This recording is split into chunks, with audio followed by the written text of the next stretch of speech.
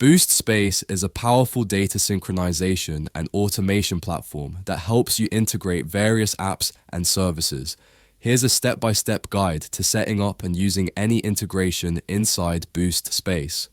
Once you log in to Boost.space, you'll see the main dashboard. To start integrating an app, we need to access App Flows. On the home page, scroll down to the My App Flows section.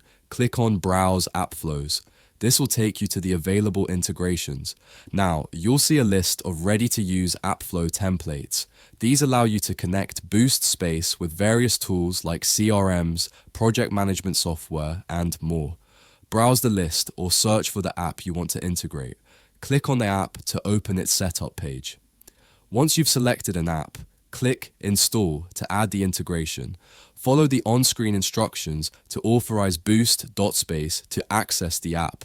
Some integrations may require API keys or login credentials. Make sure you have them handy. Now, let's define how data flows between Boost.space and the connected app. Set up an import scenario to bring data into Boost.space. Configure an export scenario to send data back to the app. Think of this as setting up a two-way sync, importing what you need and exporting updates automatically.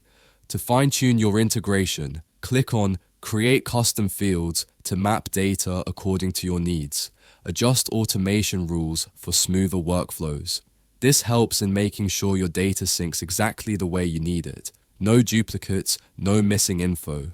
Before finalizing, it's a good idea to test your setup. Click Run Test to check if data flows correctly. If everything looks good, activate the integration. And just like that, your integration is up and running. Boost.space will now sync data automatically. Integrating apps with Boost.space is easy and powerful. By automating your workflows, you save time and centralize all your data in one place.